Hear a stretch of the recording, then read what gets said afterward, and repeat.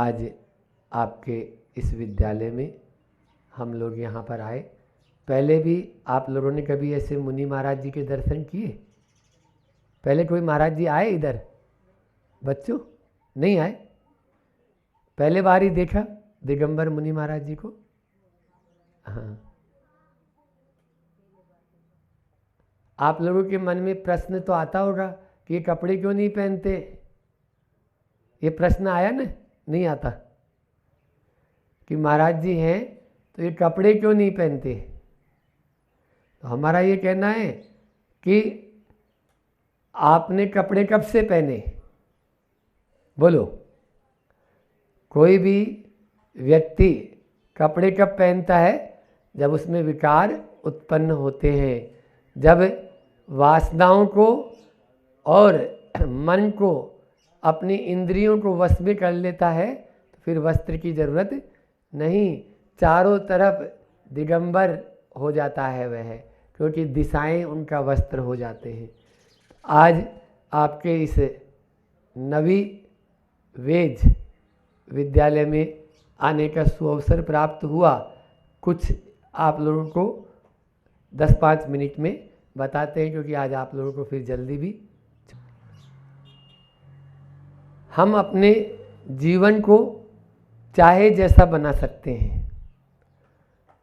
जैसे मिट्टी का एक लोंदा होता है और उस मिट्टी के लोंदे को, मिट्टी का लोंदा जानते हो ना, गीली मिट्टी, उससे चाहे तो एक मंगल कलश भी बन सकता है और चाहे तो एक चिलम भी बन सकती है। चिलम जानते हो, छोटी सी होती है, उसमें तंबाकू भर के पीते हैं लोग। कभी भी तंबाकू पीना नहीं चाहिए, क्योंकि वह हमारे लिए बहुत हानिकारक है। उस मिट्टी के लोंदे से चिलम भी बनी और मंगल कलश भी बना। आपके ऊपर है कि आप अपने जीवन को क्या बनाना चाहते हो। मंगल कलश या चिलम? बोलो। मंगल कलश बनाना चाहते हो या चिलम बनाना चाहते हो? कलश। क्यों? क्योंकि आपको मालूम है चिलम स्वयं भी जलती है और दूसरों को भी जलाती है, और मंगल कलश स्वयं भी शीतल रहता है और दूसरों को भी शीतल प्रदान करता है। आपको प्यास लगती है तो मटके से पानी पीते हो या नहीं पीते? बोलो। तो इसलिए हमें मंगल कलश का अपने जीवन में कार्य करना है, ताकि सब लोग अपने सिर पर धारण करें। अन्यथा हमारी स्थिति भी वैसी होगी जैसे कि अन्य और अपराधी लोगों की हो जाती है। यदि हम अपने जीवन में 2 चीज़ हैं, एक होता है शिक्षा और दूसरा है संस्कार। हमारी शिक्षा में संस्कार होना जरूरी है। घर में कार हो या नहीं हो, लेकिन संस्कार जरूर है।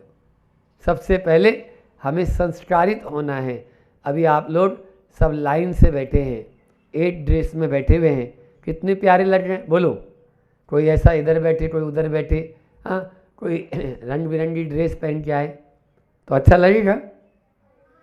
नहीं लगेगा। बहुत बढ़िया, यही संस्कार है, यही हमें संस्कार। इस शाला में आपको यही सिखाया जा रहा है, बहुत अच्छा है। लेकिन हमारी भारतीय शिक्षा और अभी जो वर्तमान में शिक्षा चल रही है, उसमें रात दिन का अंतर है, रात दिन का अंतर है। आप देखिए, हमारे देश का नाम क्या है? बोलो। भारत। अच्छा ये बताओ, सबसे आगे बैठे हुए हैं भैया, आपका नाम क्या है? भविष्य। यदि हम आपको इंग्लिश में लिखें आपके नाम को, तो इंग्लिश में आपका क्या लिखोगे? बोलो। भविष्य को भविष्य ही लिखोगे? ऐसा तो नहीं है कि भविष्य को आप और दूसरा लिख दो, रोहित लिख दो, है ना, या भविष्य को आप और अन्य दूसरा नाम बना दो? नहीं बना सकते ना। फिर भारत का नाम इंग्लिश में परिवर्तित क्यों हुआ? कभी विचार किया? इंग्लिश में क्या बोल देते हैं उसको? भारत को इंग्लिश में भारत नहीं बोलते ना, बोलो, दूसरा नाम बोलते हैं। जो शब्द क्या है, शिक्षिकाओं और शिक्षक महोदय से भी हम कहना चाहेंगे, वह शब्द शब्द नहीं है, वो गाली है। आप यदि ऑक्सफोर्ड यूनिवर्सिटी की डिक्शनरी उठा के देखें, उस डिक्शनरी में पेज नंबर 789 पर लिखा हुआ है कि भारत को जो इंग्लिश में आई पर जो शुरू होता है, हम तो अपनी माँ को गाली नहीं बोलेंगे, इसलिए उस शब्द को हम बोलना ही पसंद नहीं करते।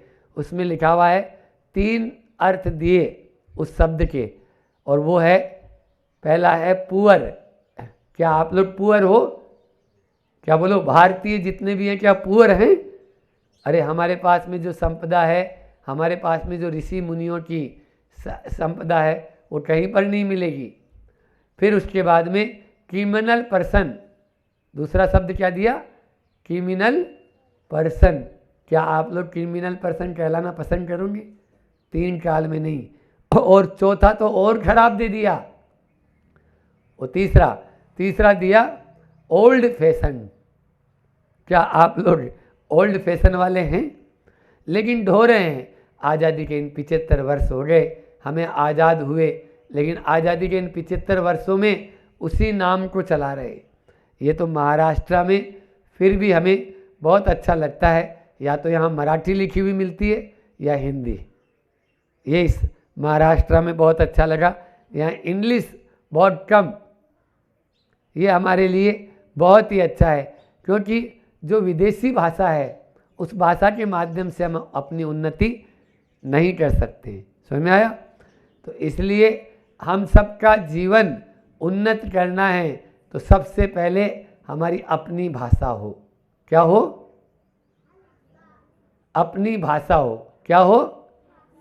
हाँ, अपनी स्वभाषा। बोल लो, स्वभाषा। क्या हो? स्वभाषा। अपनी भाषा होगी तब हम उन्नति करेंगे, और तभी भारत को प्रति भारत बना सकते हैं। आप लोग इस भारत की होनहार संतान हैं, आपके अंदर में अभी बीज है। एक बीज को जैसे सही समय पर बो दिया जाता है तो कितनी बड़ी फसल आती है। एक छोटा सा बीज होता है, आप लोगों को तो खेती बाड़ी होती है इधर, बीज देखा, बीज कितना छोटा होता है, बोलो। वो पेड़ कितना बड़ा होता है, कैसे हुआ, बोलो। वो बीज से पेड़ कैसे बना, बस आपको भी वही बनना है। उसमें आपने पानी दिया, बहुत अच्छा। हाँ, ताली बजा दो उस बच्चे के लिए, बहुत बढ़िया। बच्चे ने देखो जवाब दिया ना, पानी दिया, फिर धूप प्रकाश मिला, है ना। पानी और प्रकाश, ये 2 चीज़ मिली। अब पानी और प्रकाश दिया तो वो पेड़ धीरे धीरे बड़ा हुआ। अब बड़ा होने लगा तो वो पेड़ तो बाद में बड़ा होता है, उसके चारों तरफ क्या आ जाता है। आप लोग तो खेती करने वाले हो, बोलो। खेती में बीज डालते हो तो उस खेत में केवल आपने जो बीज डाला वही उगा था या और कुछ भी उग गया? खरपतवार, आप लोगों को क्या बोलते हैं इधर? गवद। वो गवद भी उग जाती है ना, साइड में बहुत सारे पौधे। अब उनको आपने उगाया था क्या? नहीं उगाया, लेकिन फिर भी उग गए। आपको भी यहाँ की शिक्षक और शिक्षिकाएं पढ़ा रही हैं, ठीक है ना, आप में अच्छे संस्कार डाल रही हैं। अब आपका यह पौधा बड़ा हो रहा है, लेकिन इसमें बुराइयों की गवद उठती जाती है। साइड में बुराई भी, कोई चोरी करना सीख जाता है, कोई झूठ बोलना सीख जाता है, कोई लड़ाई झगड़ा करना सीख जाता है, बोलो। तो ये गवद पहले से हटना जरूरी है, इसको नहीं हटाओगे आपका पेड़ बड़ा नहीं होगा। पेड़ बड़ा नहीं होगा, उसमें फल लगेंगे क्या? फूल लगेंगे क्या? आप अपने अंदर में सद्गुणों के फूल और फल लगाना चाहते हो तो अपने वृक्ष को बुराइयों से बचा कर रखना। कैसे बचा के रखना? बुराई से। देखो, जैसी संगति होती है वैसा ही हमारा जीवन बन जाता है। आपने उदाहरण दे देता हूँ, बेल देखी? बेल इधर क्या बोलते? जो बेल होती है, कोई भी जो पेड़ के ऊपर चढ़ती है ना, बेल ही बोलते ना। तो वो बेल एक दिन कुएं के पास में थी और उस कुएं के जो अंदर में पाट है उस पाट के अंदर उतरना शुरू कर दी। वो बेल उस कुएं के पाट में उतरना, आप समझ तो रहे हो ना मेरी बात को? वो धीरे धीरे धीरे धीरे किधर गई, नीचे या ऊपर बताओ? नीचे, क्योंकि उसने कुएं का सहारा ले लिया। अब कुआं तो नीचे जाता है, उसने धीरे धीरे धीरे धीरे नीचे चली गई और पानी में जाके सड़ गल गई और अपना अस्तित्व खत्म कर दिया। अब वही बेल एक बाजू में खंबा था, उसका सहारा ले ली। अब खंबा किधर जाता है? वो बेल भी धीरे धीरे धीरे धीरे धीरे धीरे ऊपर चढ़ती गई, ऊपर चढ़ती गई और आसमान की ऊंचाइयों से बात करने लग गई। आप लोगों को भी अच्छी संगति उस खंबे की तरह मिल जाएगी, आपका जीवन ऊंचा उठता चला जाएगा। और यदि आपकी संगति आपको कुएं की तरह मिल जाएगी तो आपका जीवन भी सड़ जलकर बर्बाद हो जाएगा। बोलो क्या चाहते हो? ऊंचा उठना चाहते हो या नीचा गिरना चाहते हो? ऊंचा उठना चाहते हैं, सब आदमी ऊंचा उठना चाहते हैं, हम लोग भी ऊंचा उठना चाहते हैं, शिक्षक शिक्षिका भी ऊंचा उठना चाहते हैं। तो अपने आप को अच्छी संगति का सहारा देना चाहिए, ठीक है ना? आपको मित्र बनाते हो तो 4 प्रकार के मित्र कभी मत बनाना। कितने प्रकार के? बोलो। और 4 प्रकार के मित्र जरूर बनाना। महाराज जी क्या बोल रहे हो आप? बताओ, हमें तो समझ में नहीं आया। 4 प्रकार के मित्र कभी नहीं मत बनाना और 4 प्रकार के मित्र जरूर बनाना।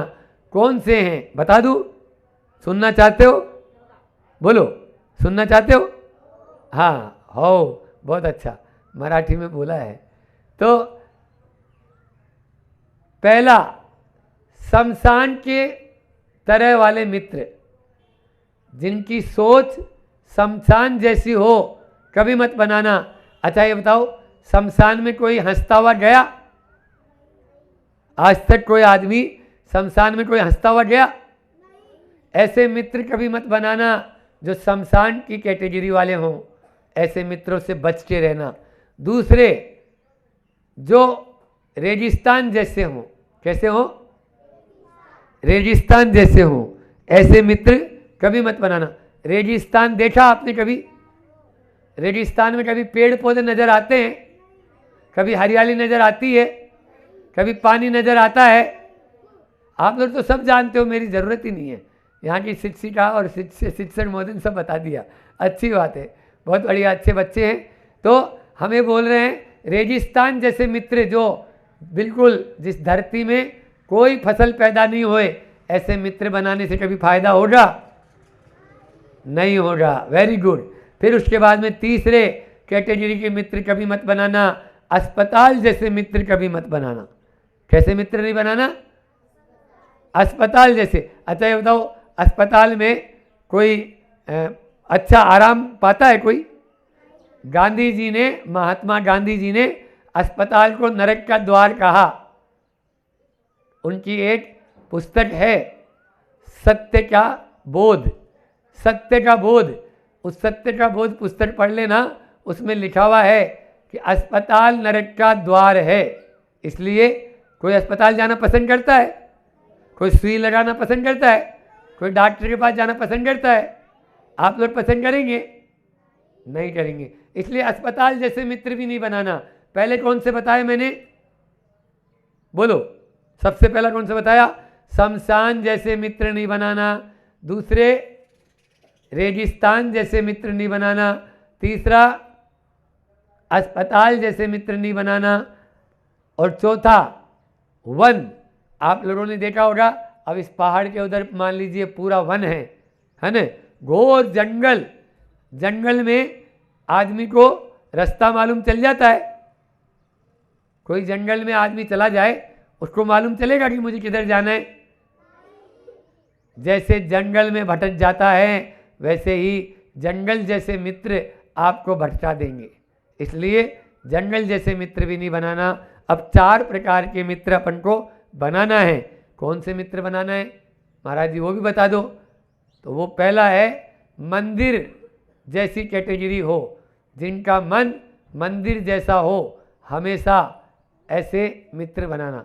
अच्छा, मंदिर में कोई आदमी जाता है, कितना ही दुखी व्यक्ति हो, कितने ही कष्ट हो, आप मंदिर में जाते हो, भगवान के सामने जाते हो, तो आपको अच्छा लगता है बुरा? अच्छा लगता है। Very good. तो अच्छा लगता है। जैसे भगवान के सामने जाने पर अच्छा लगता है, ऐसे ही मंदिर जैसे मित्र के साथ आप रहोगे, आपका मन हमेशा प्रसन्न रहेगा, हमेशा आपका दिल खुश रहेगा, आपको अच्छा लगेगा। फिर दूसरा है बगीचा जैसे मित्र बनाना। बगीचा आपने देखा, आपके यहाँ देखो कितनी हरियाली है ना? जैसी हरियाली, हरियाली देख के अपना मन प्रसन्न हो जाता है। धूप के अंदर आकुल व्याकुल हो जाते हैं, और बगीचे में जाते ही छाया में बैठते ही कैसा लगता है? आराम लगता है। बोलो, अभी धूप में आप बैठो, 5 मिनट आपको यहाँ खड़ा कर दे, कितना खराब लगेगा? और आप आधा घंटे पेड़ के नीचे बैठोगे तो अच्छा लगेगा। तो दूसरे मित्र कौन से बनाना है? बोलो, जवाब दो। आप लोग बोल नहीं, डर रहे हो क्या? पहले मित्र कौन से बताए? हाँ, वेरी गुड, बजाओ ताली उसके सम्मान में। मंदिर जैसे मित्र बनाना। अब दूसरे मित्र कौन से बनाना है? बगीचा, गार्डन। आप लोग क्या बोलते हैं इधर हिंदी में, मराठी में? बगीचा बोलते ना, फिर क्यों? बगीचा तो ठीक बोला हमने। और तीसरा जो है नदी जैसे मित्र बना लेना अपने जीवन में। नदी जैसे, नदी देखिए आपने? अभी हम देख के आए, इधर आए तो नदी मिली हमको बहुत बड़ी, पानी भी था उसमें। नदी क्या काम करती है? बोलो, नदी क्या काम करती है? नदी हमेशा बहती रहती है, और जितना आपके गांव का कूड़ा कचरा है सब बहा के ले जाती है ना? ऐसे ही मित्र हमारे जीवन में होने चाहिए, जो कोई भी गंदगी को अपने पास में न रखें, पूरी गंदगी को बहाकर दूर कर दें और हमेशा स्वच्छ बने रहें। नदी का पानी कितना स्वच्छ रहता है, बोलो, निर्मल रहता है ना नदी का पानी। ऐसा ही स्वच्छ मित्र हमारे जीवन में होना चाहिए। तो पहला बताया मैंने, मंदिर जैसे मित्र होने चाहिए, दूसरा बगीचा जैसे होने चाहिए, और तीसरा नदी जैसे होने चाहिए। अब चौथा, अंतिम, चौथे कैसे मित्र अपने जीवन में होने चाहिए? तो चौथा है सागर जैसे मित्र होने चाहिए। कैसे? सागर, समुद्र होता है ना, बहुत बड़ा होता है। जैसा विशाल समुद्र होता है, वैसे ही मित्र में भी विशालता होनी चाहिए। जैसे सागर में, समुद्र में अंदर में रत्न होते हैं। क्या होते हैं? रत्न होते हैं ना उसमें, जो नीचे गहरे पानी में होते हैं और गहराई लिए हुए होते हैं। ऐसा ही मित्र गहराई लिए हुए हो और उसमें सद्गुणों के रत्न हो, ऐसा मित्र हमेशा बनाना। तो 4 प्रकार के मित्र नहीं बनाना। कौन कौन से? फिर से रिपीट कर लो, याद हो जाएगा। शमशान जैसे, रेगिस्तान जैसे, अस्पताल जैसे और जंगल जैसे मित्र मत बनाना। 4 प्रकार के मित्र बना लेना। मंदिर जैसे, बगीचा जैसे, नदी जैसे और सागर जैसे। इस प्रकार से ये मित्र बनाने की बात आई थी, क्योंकि जैसी संगति होगी वैसा ही हमारे ऊपर रंग चढ़ जाएगा, और जैसा हमारा रंग चढ़ेगा वैसा ही हमारा जीवन बन जाएगा। आपके हाथ में मान लीजिए गुलाब का फूल है तो खुशबू आएगी या बदबू? बोलो।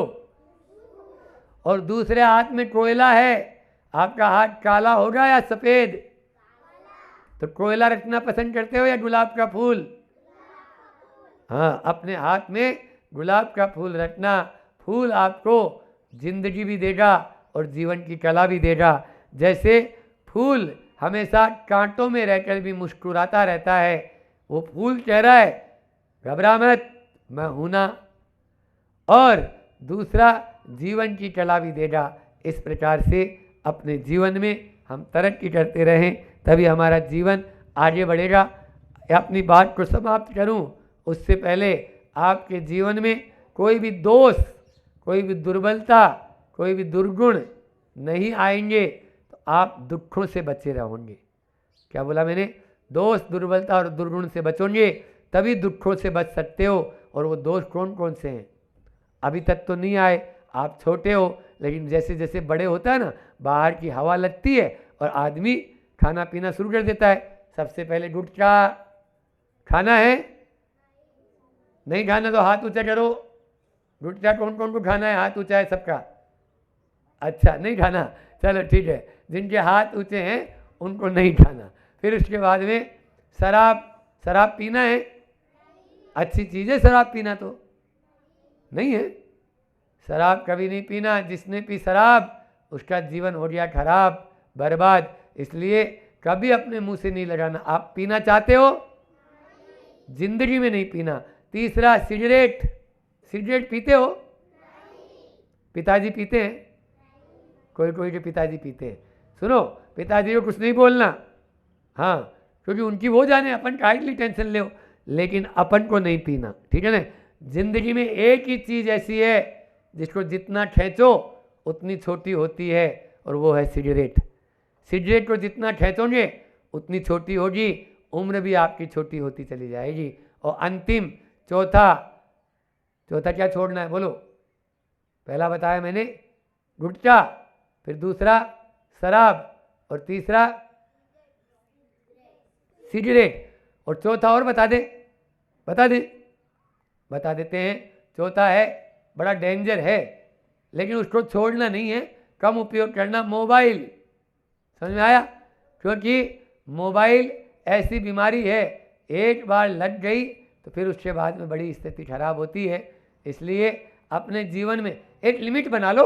हमें 1 घंटा देखना है, आधा घंटा देखना है, 2 घंटा देखना है, 5 घंटा देखना है। क्या पूरे दिन भर ही मोबाइल देखते रहेंगे? हाँ, बहुत बढ़िया। तो ये मोबाइल की अपनी सीमा होगी, और मोबाइल में हम वो चीज़ नहीं देखेंगे जो चीज़ कभी भी नहीं देखना चाहिए। अश्लील गाने हैं, अश्लील फिल्म है, चित्र है, लड़ाई झगड़े हैं, ऐसे गेम नहीं खेलेंगे उसमें, तो आपका जीवन बहुत अच्छा हो सकता है। 11:30 भी आपके हो गए, 4 मिनट 3 मिनट ज़्यादा ही हो गई, इसलिए इतना ही रखते हैं, ठीक है ना। बहुत अच्छा है। आप लोग चाहो तो शराब, गुटखा और सिगरेट का त्याग कर सकते हो, है ना। तो आप लोग दोनों हाथ अब खड़े कर लो, और जो मैं बोलूँगा वो आपको दोहराना है। दोनों हाथ खड़े कर लो अब, सभी बच्चे, हाँ, हाथ ऊपर कर लो। बोलो, हे महाराज जी। हम थोड़े ऊंचे सुनते हैं, तभी तो माइक लगाया था। हाँ, हे महाराज जी। थोड़ा और तेज बोलना है। हे महाराज जी, आज आपके चरण हमारी शाला में पड़े,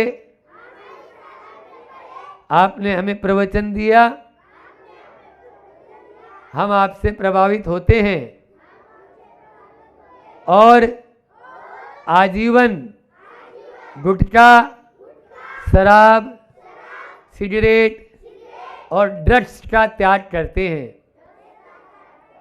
हाथ नीचे कर लो, हाथ नीचे कर लो, बहुत बढ़िया। अपने 9 बार जिस भी भगवान की आप पूजा करते हो उनका नाम स्मरण कर लो। अपनी चर्चा विगत दिनों से चल रही है मांगी तुंगी के इतिहास पर, मांगी तुंगी के अतिशयों पर, और मांगी तुंगी के चमत्कारों पर। कल हमने आप लोगों से कहा था कि वो जो मांगी की चोटी है, उस मांगी की चोटी पर प्रतिवर्ष ध्वजा लगाई जाती है। वो जो ध्वजा लगाई जाती है, उस व्यक्ति से भी हम मिले थे। एक ही व्यक्ति है जो वहाँ पर जाकर मांगी के ऊपर ध्वजा लगाता है। वो भी जो व्यक्तित्व है, कोई सामान्य व्यक्तित्व नहीं है, एक महंत पुरुष है जो 5 महीने जल और काढ़ा पीता है, पत्तियों का उपवास करता है, उस सिद्धि के माध्यम से उस पहाड़ के ऊपर चढ़ता है। और फिर वो उस कठिन पहाड़ पर ऐसे चढ़ता है जैसे मान लीजिए कि कोई छिपकली चढ़ती है। इस प्रकार से 15 मिनट में वो चढ़ जाता है, क्योंकि उसके बाद वो शक्ति होती है। उसने कहा भी था कि उस शक्ति के माध्यम से मैं हाथ रखता हूँ, मेरे हाथ चिपक जाते हैं, ऐसे ऊपर वो चढ़ता है। हमारे भाव थे कि ऊपर उन्होंने जो बताया उसको देखें। तो परसों डोम कैमरा जो आधुनिक आजकल आता है हवा में उड़कर, एरोप्लेन जैसा, उसको हमने भेजा था। और उस कैमरे को वहाँ जब भेजा था तो हवा बहुत तेज़ थी, एक तरफ का पूरा पार्ट आया देखने में। उसको कैमरे से जब कैद किया, और कैद करने के बाद नीचे लाए, नीचे लाने के बाद उसमें जो झंडा था, वो झंडे का जहाँ झंडा लगाया जाता था वो स्थान भली भांति दिख रहा था। चरण चिन्ह कहाँ थे वो अच्छे से दिख नहीं रहे थे, क्योंकि उन्होंने कहा वहाँ चरण चिन्ह भी है। और वो गुफा भी नहीं दिख रही थी जिस गुफा के अंदर भगवान विराजमान है। फिर पुनः हमने कमेटी वालों से कहा कि उन दादाजी को फिर से लाया जाए और इसको बड़ी स्क्रीन पर उनको बिठाया जाए, ताकि वो स्पष्ट करे कहाँ क्या है, कैसा है, किस प्रकार से है। कल शाम को फिर उन्हें बुलाया गया और उन्होंने फिर बताया, बड़ी स्क्रीन बाहर मंदिर के लगी हैगी पार्श्वनाथ भगवान के, वहाँ सभी लोग बैठ गए थे, माता जी आदि सभी लोग, और उनको भी बिठाया। तो फिर दिखाया, मैंने कहा हमें झंडा तो स्पष्ट दिख रहा है, ये झंडा है, ये तो दिख रहा है, ये क्या है, किस पे बंधा है। तो उन्होंने ये बताया, बोले महाराज जी ये आज से 20 साल पहले में, क्योंकि 44 साल से वो झंडा लगाने जा रहे हैं, 44 साल से 5 महीने वो जल उपवास करते हैं इस साधना के लिए, सिर्फ झंडा लगाने के लिए। तो बोले महाराज जी मैं अपने साथ त्रिशूल ले गया था, उस त्रिशूल को मैंने ज़मीन में गाड़ा है, ये मैंने खुद ने गाड़ा है। और ये जो पाइप दिख रहा है, ये मैंने कहा लकड़ी का है क्या है, ये इतना जो दिख रहा है ऐसा तिरछा सा। बोले लकड़ी का नहीं है, ये धातु का है, ना तो ये लोहा है, ना ये अलग ही इसके पंच कह सकते हैं, ये पंच धातुओं का बना है, ना इस पर जंग लगा है, ना कुछ है, ना कलर है। और मैंने कहा वो आपको, बोले यही हम 44 साल से इस पाइप को यहीं देखे हैं, और इसी पाइप में हम झंडा को डालते हैं, और झंडा डालने के बाद ये इसको गाड़ देते थे। तो हमें ऐसा लगता था, इसलिए इस त्रिशूल को हम आगे लेके ले गए और त्रिशूल को पहले गाड़ा, और त्रिशूल के बाद वहाँ चारों तरफ पत्थर रख देते हैं, और फिर उसके बाद उस पाइप, वो जो पाइप है उस पाइप को उसमें डालकर उसको बांधते हैं। तो वो जो ध्वजा है वो प्रतिवर्ष नीचे से दिखती हैगी सभी लोगों को, श्वेत कलर की वो ध्वजा है। हमने कहा चरण चिन्ह नहीं दिख रहे हमें। तो अब घास फूस बहुत थे और हवा बहुत तेज़ थी, कि जो ड्रोन कैमरा वाला था उसको पहला एक कैमरा उसका ऐसे घूम चुकाएगा, एक बार वो हवा तेज़ होती है तो उसमें वो अपना काम नहीं कर पाता हैगा, इतनी ऊपर से ले रहे थे तो वो अच्छे से नहीं दी। उन्होंने फिर स्थान बताया, बोले महाराज जी ये झंडा है और ये जो स्थान दिख रहा है ये है, यहाँ पर चरण चिन्ह है। अच्छा, मैंने कहा आप, बोले हम यहीं पर जो प्रतिदिन हर वर्ष जाते हैं पूर्णिमा कार्तिक पूर्णिमा को, तो इसी स्थान पर रात भर बैठते हैं। फिर हमने उनसे पूछा, मैंने कहा आपने हमसे कहा था गुफा भी है, तो वो गुफा कहाँ पर है? तो उन्होंने कहा गुफा अपोजिट साइड में है, और वो गुफा शायद, हमने कहा कुछ दिखाई देना चाहिए, तो उस तरफ कैमरा नहीं जा रहा था, कैमरे का जो फोकस है वो नहीं जा रहा था, क्योंकि उस तरफ कैमरा ले जाते तो कैमरा हवा में, बहुत तेज़ हवा थी, और वो चोटी के ऊपर बहुत तेज़ हवा होती ही हैगी, बोले उस तरफ बहुत तेज़ हवा थी तो वो दृश्य नहीं आया। 40-45 मिनट की पूरी वीडियो देखी, लेकिन उस तरफ वो दृश्य नहीं जा पाया। मैंने कहा अब आप ही बताइए हमें, हम आपकी बात पे विश्वास करेंगे, आप ही बताइए। तो वो जो उन्होंने बताया वो अविश्वसनीय है, वो अविश्वसनीय है, क्योंकि ऐसा बोल रहे हैं, लेकिन ठीक है एक व्यक्ति बोल रहा है, और वो भी ऐसा साधक व्यक्ति बोल रहा है जो 5 महीने उपवास करके जाता है और तप करता है, और ज़्यादा प्रपंच वाला भी कोई मामला नहीं कि वो झूठ हमसे बोले। जब उन्होंने हमें ध्वजा का बताया और सब बताया था ऐसा ऐसा, तो झूठ तो नहीं होगा, लेकिन फिर भी उनकी बातों से विश्वास तो नहीं हो रहा है।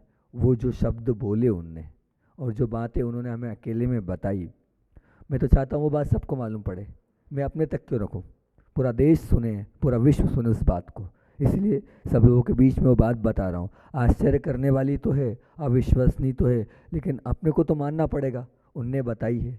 तो उन्होंने कहा कि इस तरफ यहाँ नीचे गुफा है, तो ये गुफा कैसी है, क्या है? तो उन्होंने बताया कि यहाँ से नीचे जाना पड़ता है, नीचे जाने के बाद इस गुफा में प्रवेश होता है, और जब प्रवेश होता है तो मैंने कहा कैसे जाते हो आप?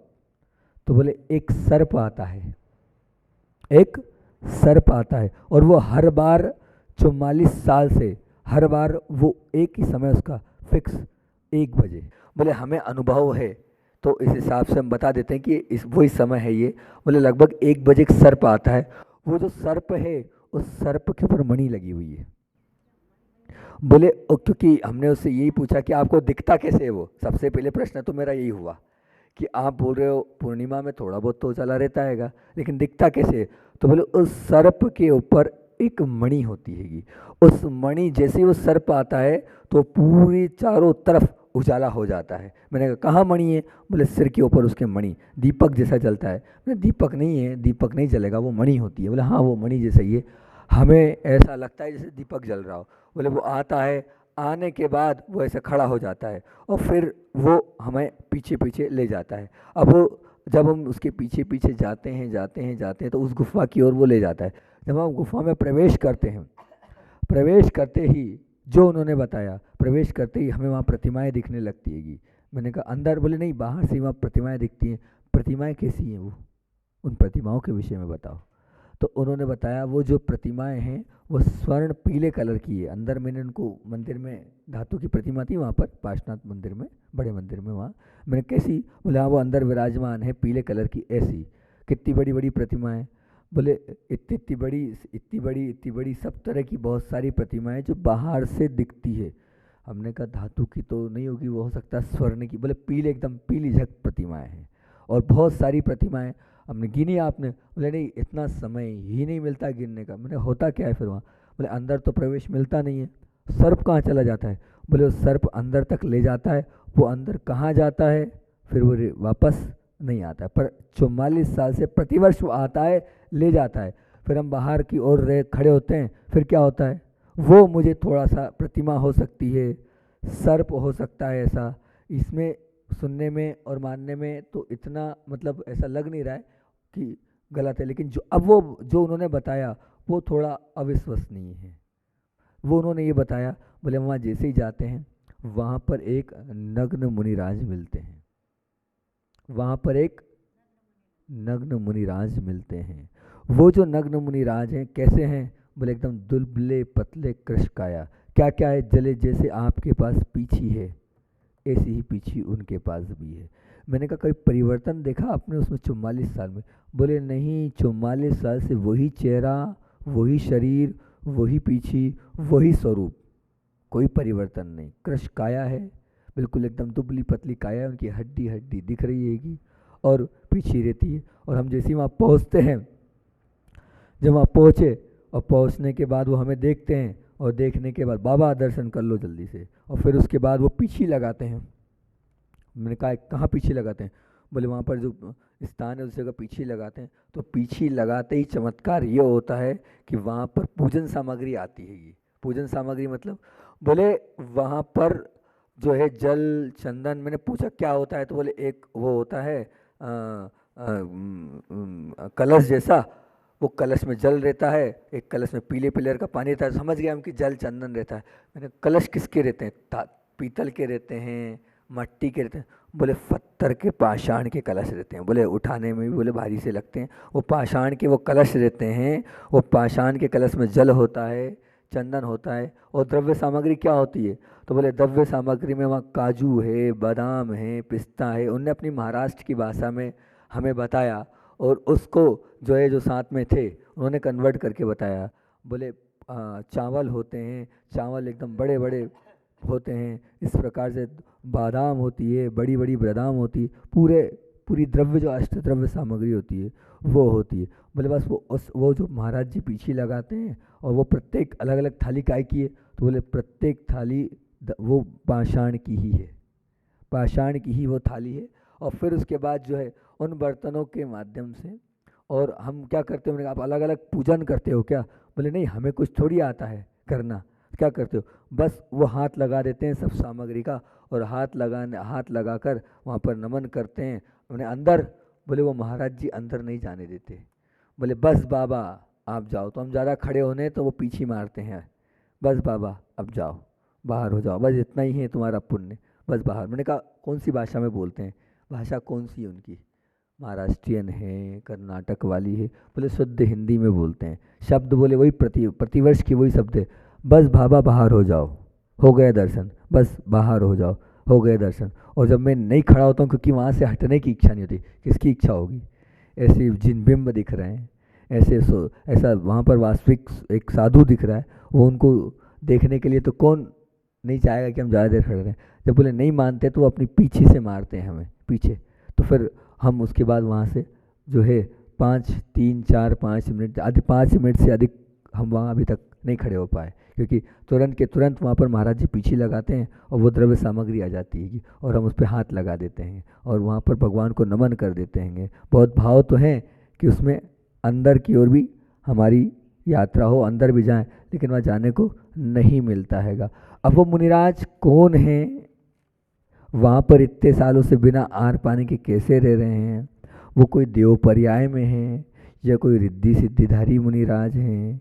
प्रतिमाएं तो हैं, गुफा हैं, क्योंकि जिस हिसाब से उनने बोला था कि यहाँ से ऐसे नीचे उतरना है, सब कुछ दिख रहा था, तो हमें तो नहीं लगता कि वो झूठ बोल रहे हैं या गलत बोल रहे हैं। क्यों बोलेंगे, उन्हें क्या लेना देना झूठ बोलने से। लेकिन वो व्यक्तित्व तो कौन है, मैं कल जब से बताया है, आज की सामयिक भी हुई, सुबह की सामयिक भी हुई, रात की सामयिक भी हुई, यही चिंतन करता रहा कि आखिर वो व्यक्तित्व तो कौन है वहाँ पर, जो एक जैसी काया से 44 साल से वैसे के वैसे ही दिख रहा है। वही काया, वही शरीर, वही सब कुछ, और वही का वही दृश्य। एक अभूतपूर्व घटना उन्होंने जो सुनाई, अंदर से बिल्कुल रोम रोम पुलकित हो गए कि जैन धर्म प्राचीन धर्म है और इस जैन धर्म के अंतर्गत अतिशय होते हैं। कौन सा ये अतिशय है, किस प्रकार की ये बात है? तो मैंने सोचा सभी लोगों को तो बताऊं मैं कि ये ऐसा भी, ये मांगी तुंगी महान सिद्ध क्षेत्र है जहाँ 99 करोड़ मुनिराजों ने मुक्ति को प्राप्त किया है, और वो चूली जिस पर अभी तक कोई जा नहीं पाया है, कोई पहुंच नहीं पाया है, वहाँ पर ये सब दृश्य है।